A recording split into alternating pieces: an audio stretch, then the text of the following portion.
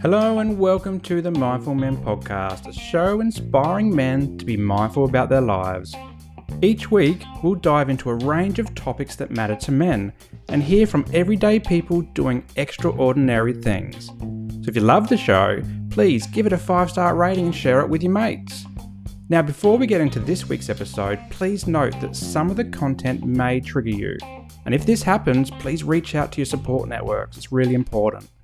If you can't get enough of Mindful Men, head over to our website. It's www.mindful-men.com.au. Find the show notes and the links to our socials there.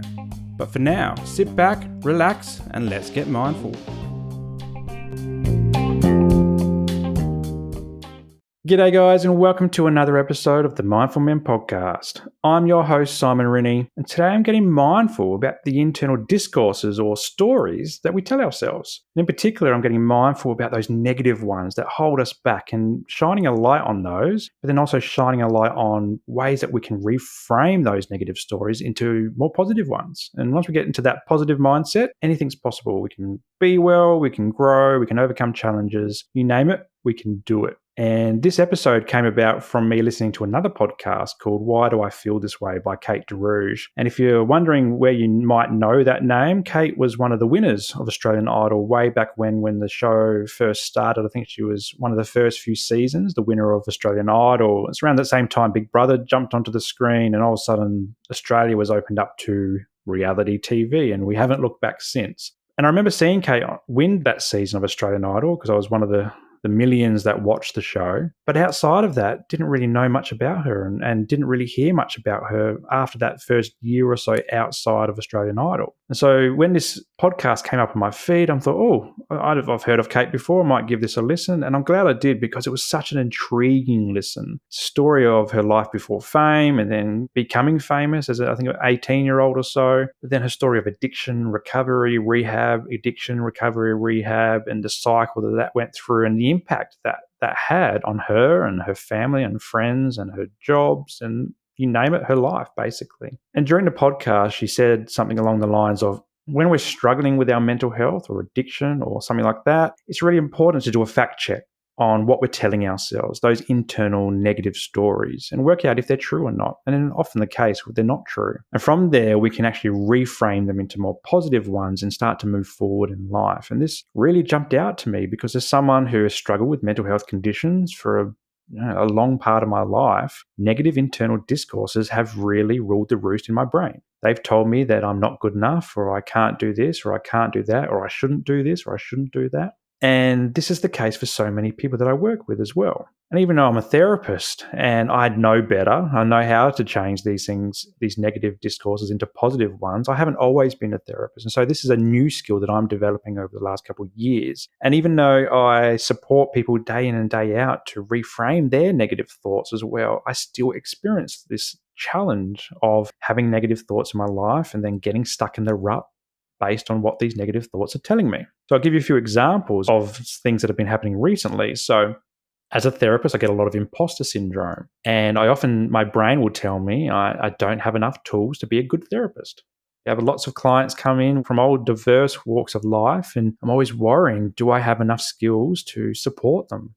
And often the answer is yes, but my brain tells me no. So I'm constantly having this discussion with my supervisor and myself on how I can get through that negative mindset. Another one is in the last 12 months, if you've been following me, you'll know that I've taken up surfing. And so at the moment, I'm still in that beginner phase. I can get up on the board, but I spend a lot of time in the whitewash because I'm a little bit scared of the bigger waves. And I'm okay to say that I'm scared. I'm a guy. I'm allowed to be scared of something. But I often tell myself, even as I'm catching waves or maybe before the surf or after the surf, I'm never going to be good enough to get out the back and catch those big waves.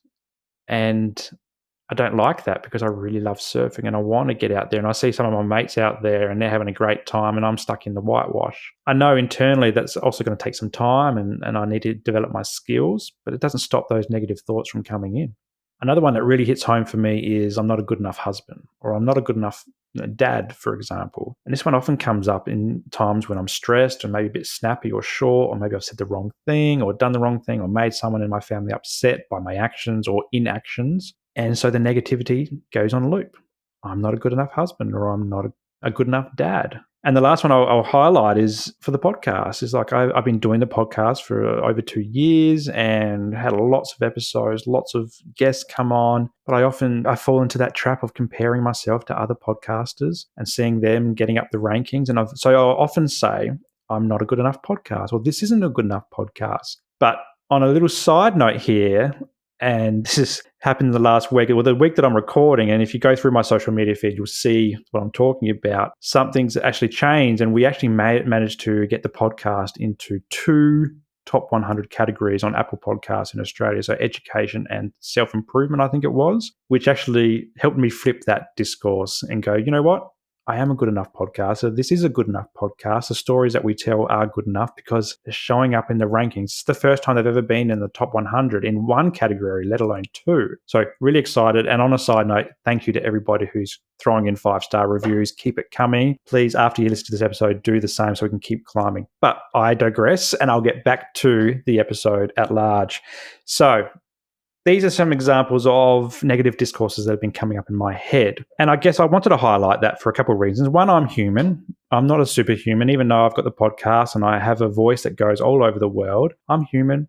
And even though I'm a therapist, I'm human too. Therapists are human. And in fact, a lot of therapists feel this way as well. But it doesn't mean we can't challenge these negative discourses and move through them. And so what I'm going to do today is show you a therapy tool that I've actually used in my clinical sessions with clients about exactly how we actually catch the negative thought. So recognize it in the first place and then flip the script and create a positive alternative that we can tell ourselves, which enables us to move forward. And I've done this a few times with clients, and one really recently. So this is, again, why I thought this would be a cool topic to discuss on the podcast. So if you're driving, just take note of what some of these I'm about to go through. There's quite a few. So I'll go through the negative discourse or the negative unhelpful story that we tell ourselves, and then I'll give you an alternative. Some of these might resonate with you, some of them might not. If you're not driving or you're not walking around or you're not doing whatever, got a pen and paper, it might be helpful to grab one of those and jot a few down, particularly if they resonate with you as well. So here we go. I'm going to go through them. So starting off with the negative discourse and finishing off with the positive alternative that we can tell ourselves. So the first one is a biggie. And it's, I'm not good enough. How many times have we all heard this one or said this one to ourselves? I'm not good enough. And an easy way to reframe this is simply remove the word not. I'm good enough. Well, I am good enough. It's a simple way to change that because we are good enough.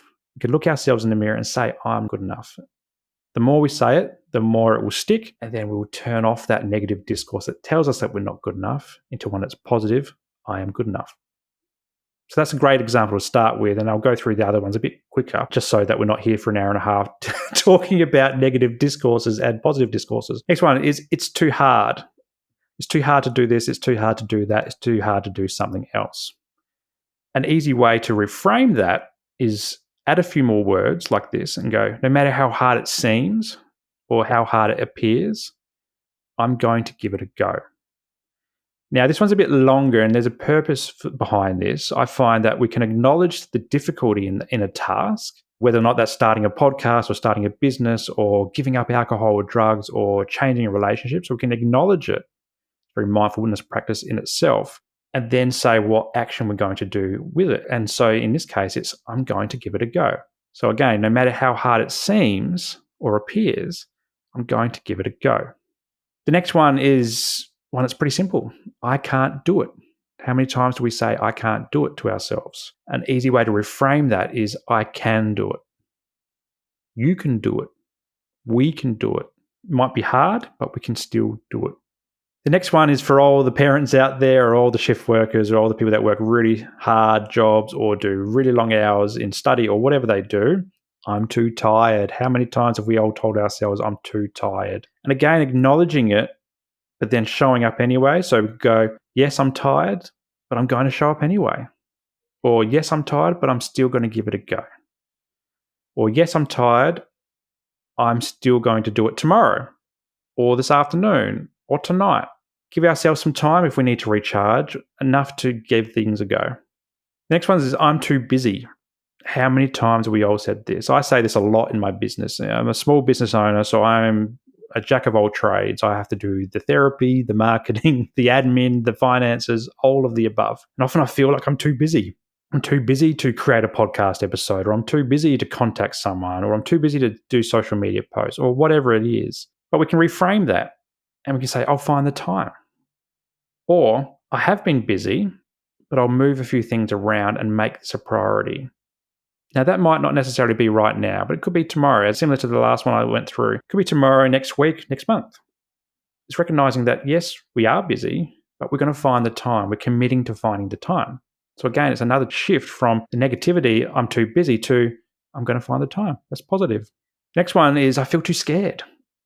How many times does that come up? I'm too scared about what's going to be the outcome if I do this or that. An example could be, for me, I'm too scared to set up a group program because I'm worried that people won't rock up. So a way that we can reframe this is, yes, I'm feeling scared, but I've got this. I'm going to do this, or I am doing this. Easy way to reframe it. So acknowledging that we're scared, but still progressing with action. Because I don't feel confident. I don't feel confident to do that, or to be here, or to engage with this. Easy way to reframe that is think of all the progress I will make. So in that one, we're not even acknowledging that we're not confident. We're just saying, think of all the progress I'm going to make. Or it could be that we do acknowledge it and goes, yeah, I'm not feeling confident, but with action, I'm going to make progress, or with action, I'm going to grow. So again, we're reframing it to positive action.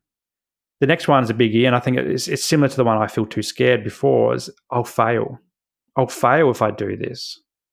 People won't show up to that group program if I create it. People won't buy that online course if I create it and put it out there. I had that with my business. People won't call me and book in for therapy. I'm going to be a failure as a business owner. So an easy way we can reframe that is to say, this is going to work. Or if that's too much of a pressure point, because you're saying this is going to work, you could say this may work out. So it softens it a little bit as well. Sometimes we need to reach for the stars and say this is going to work, be really super positive. Sometimes paring it back a little bit with a may or might is an easy way to bring it down a notch and not feel like you haven't achieved it if you haven't rolled something out or done something. Really important. The next one is this will go badly, and it's similar to I'll fail or this will fail. So it will go badly. And an easy way to reframe that is this might go well. Or another one could be growth happens when things are tough. So even in that one, we're acknowledging that things might go bad, but often the growth happens when, things are bad, or we fail, or we don't complete things. We learn all about ourselves a lot in those processes. Another one is like others won't like it.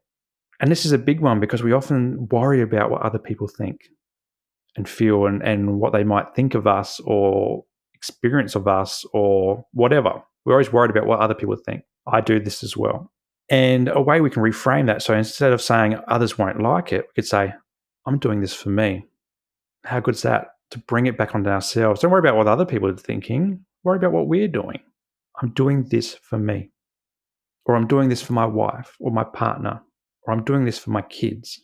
Or I'm doing this for the one person that did show up to that group program. This is a big one that I experienced in the podcasting space. As I said in previous episodes, sometimes it feels like you're talking to an empty room. Or sometimes we feel like, we've only got so many listeners or subscribers, but it's different. It's so much less than the person else, that we're watching. Maybe it's Kate DeRuge's podcast. Maybe she's got thousands or millions of subscribers, and we compare ourselves. And a way that we can look at that and change that discourse is going, you know what? Let's service those 50 people that did show up in the room, or those 50 people that did subscribe to the podcast, or whatever it is. Show up for the people that do show up, because they're the ones you want to invest your energy in. Not worried about the millions of other people on other people's podcasts or programs or whatever. Just focus on us. It's a great way to look at things. Another one could be other things will get in the way. And this is interesting because as a small business owner, things get in the way. For example, 1 minute I think I'm doing one thing, but the next thing I get a phone call and I'm doing something different. And so it stalls a lot of progress. And often that stifles us, stifles our growth or the opportunities that we take. We overanalyze everything. So instead of other things will get in the way, we could say, I'm going to be flexible with whatever happens. Flexibility is amazing. If you can bounce between things, it can really enable success or enables us to take opportunities. This one is one of my favorites. It's too late. It's too late to do this, or it's too late to do that, or I'm too old even, maybe. If you put an age to it, I'm too old to start this or start that or do this. I like to always say to this one, it's better late than never. Now, I hate being late. Notoriously, I'm early for things, but I still feel that it's better to show up late or to start late than never start at all. Arriving late doesn't mean you failed. It just means that your time frame might be a little bit out. You've still done it.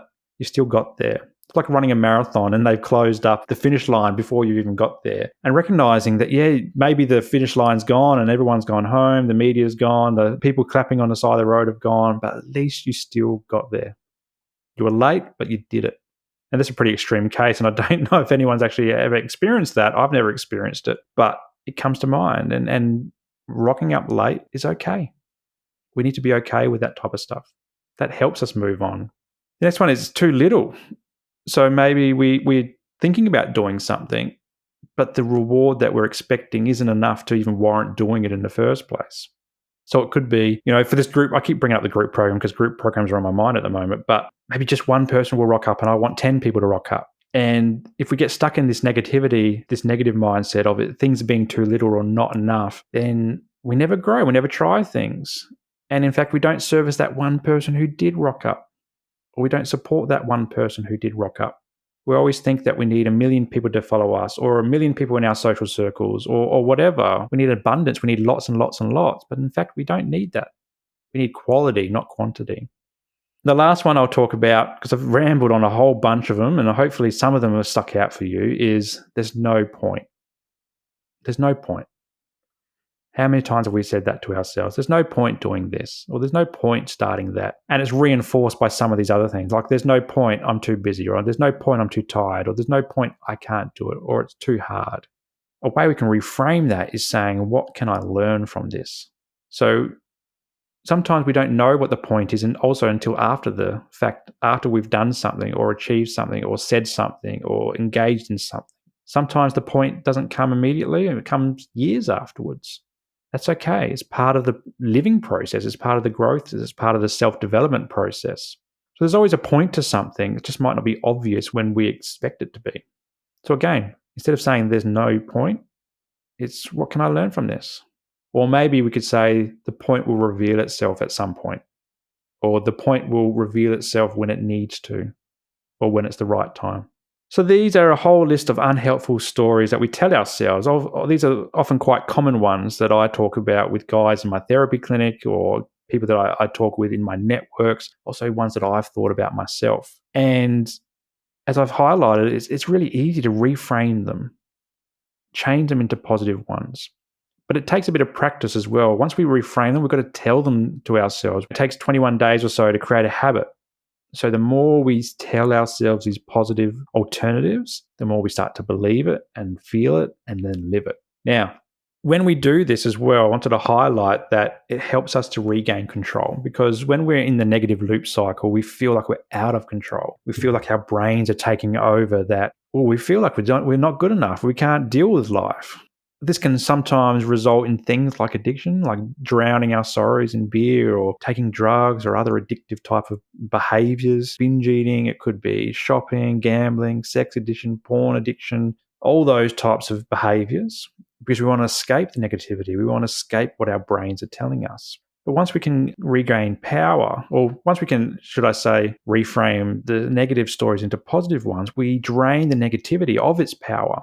We regain control over our thoughts, over our feelings, over our mind. And often life is a mind game with ourselves.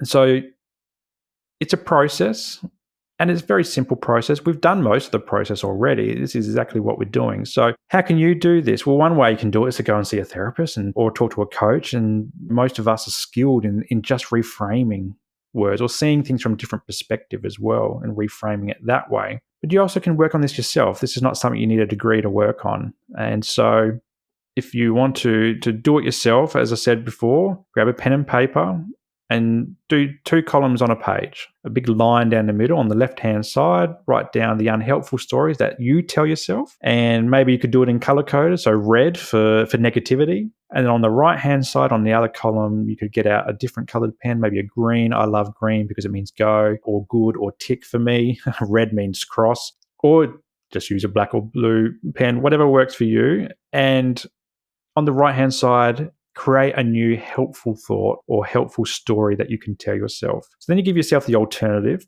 And then another interesting way that you can look at this as well is to give your unhelpful thoughts a name, and make a name that's really funny or silly or stupid. I wrote down Mr. Doo-Doo.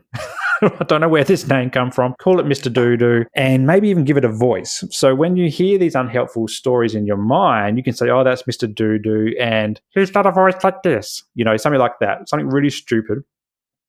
And what that does, it also disempowers the voice. And it disempowers Mr. Doo-Doo because all of a sudden you can't take him seriously. You just have to laugh at him because he has a silly name and he sounds really stupid. So you could do that yourself. If you're not good at voices, just give it a name, Mr. Doo-Doo, or whatever that is for you. Or maybe even think of someone in your life that you absolutely hate. This is another strategy, that you absolutely hate, or a name that you just don't like. I'm not going to mention any in case some of those people with those types of names are listening.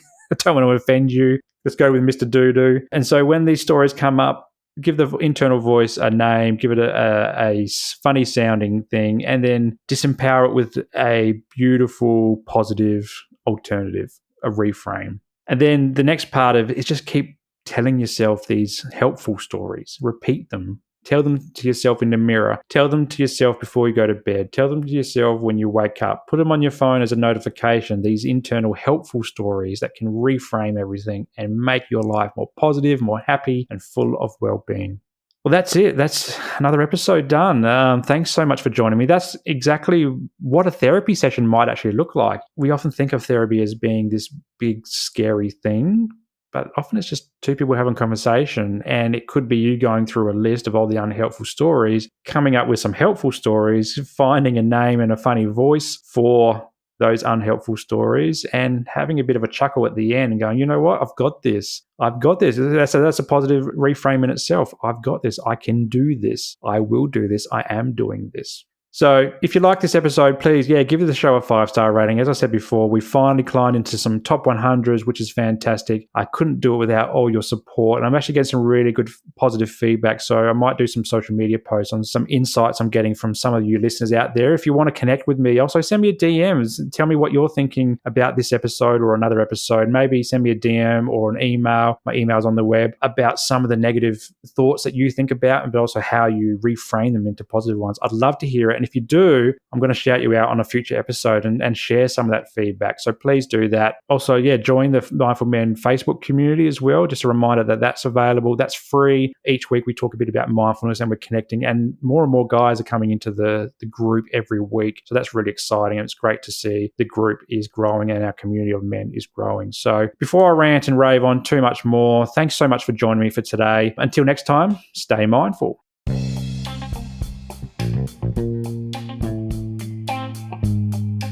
Well, that's a wrap for today's episode, and I hope you got some value from it. If anything triggered your mental health today, please reach out to your support networks. Also, if you loved what you heard, be sure to subscribe to the show and share it with your mates. For more from Mindful Men, you can check us out on Instagram and YouTube, and I'll throw the links to these pages in the show notes below. But until next time, stay mindful.